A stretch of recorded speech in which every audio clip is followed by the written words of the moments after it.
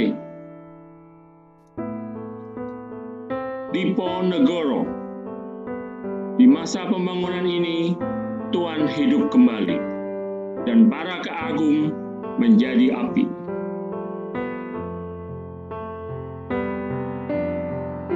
Di depan sekali Tuhan menanti, tak gentar, lawan banyaknya 100 kali.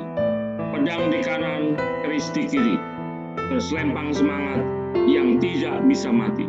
Maju, ini barisan tak bergenderang berpalu.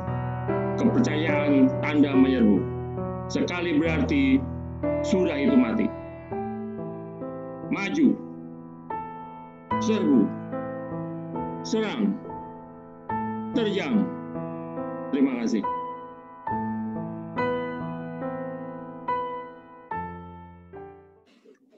Kemerdekaan itu. Kemerdekaan itu anak-anak kita yang pada musim kemarau bermain layang-layang, menarik, mengulur, dan mengadunya tanpa memasalahkan kenapa harus ada yang putus. Tanpa memperhatikan awan-awan yang suka berarak nun jauh di sana dan tak pernah terlintas dalam benak mereka untuk bertanya apakah langit yang merupakan kerajaan layang-layang mereka itu ada batas.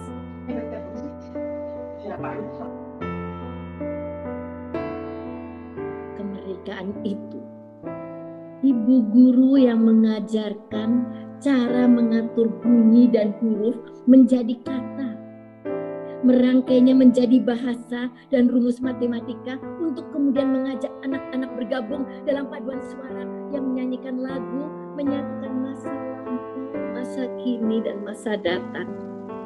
Yang perlahan menyusup keluar ruang kelas, menuap ke jalan yang lurus, jalan yang silang menyilang, yang konon tak pernah ada ujungnya. Kemerdekaan itu perempuan dan laki-laki yang menjalar seperti ular beriringan di sela-sela kebun teh. Kemudian cahaya pertama matahari menyentuh ujung caping wajah untuk kemudian menembus pakaian mereka yang compang-camping agar bisa meresap ke pori-pori kulit. Semua itu menyatu begitu saja di pundak bukit tanpa pernah ada yang bertanya siapa gerangan yang telah mengaturnya.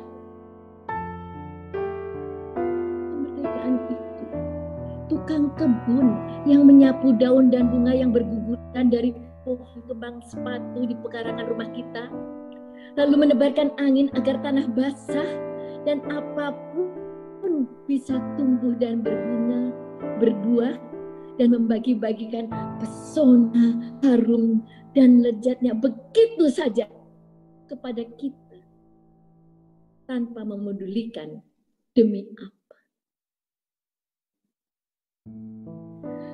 Kemerdekaan itu, Pak tua yang sendirian di atas perahu, beberapa kilometer jauhnya dari daratan, membawa jaring kecil dan joran yang di ujung tali pancing dipasangnya umpan. Ia tak boleh terlena menyapa camar yang suka melayah menepis buih di sekitar buritan perahunya. Ia harus selalu siap menunggu, siapa tahu ada ikan yang entah sengaja atau tidak masuk ke jala atau menyambar umpannya.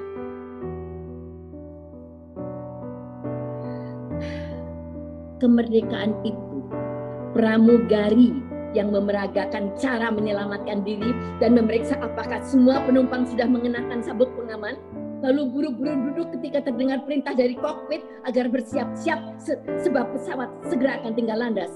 Ia sudah sangat terlatih untuk itu. Kemerdekaan itu segerombol anak orang muda bersepatu. Beberapa di antaranya mulai melonggarkan dasi sambil tetap menenteng tas. Beberapa lagi membincangkan berita koran hari ini. Menunggu bis kota di shelter, tak bosan-bosannya menoleh ke kanan, harap-harap cemas. Menunggu, moga-moga ada bis yang masih bisa menampung mereka sampai ke rumah dengan selamat, meskipun terlambat.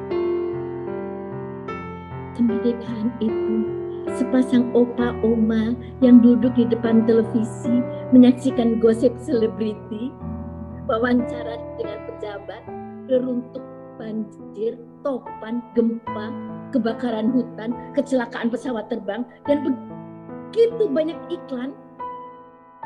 Semuanya tak tertampung lagi dalam memori yang begitu terbatas.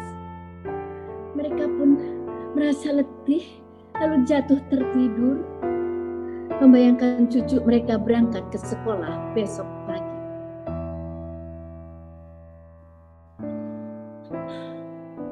Kemerdekaan itu selembar bendera merah putih kecil yang sejak lama ada di sudut pagar rumah kita dan senantiasa menatap sebatang rumput yang akarnya mencengkeram tanah, betapa keringnya pun, yang tak pernah memasalahkan percintaan yang tulus dengan embun yang menyelimuti mereka malam-malam dan harus sesaat menjelma kabut untuk segera raib. Tak pernah dipersoalkannya mengapa ia di sana, menyayangi rumput yang merasa bahwa tugasnya hanya tumbuh, tak soal apapun musimnya. Sapardi Djoko Damono, 2007.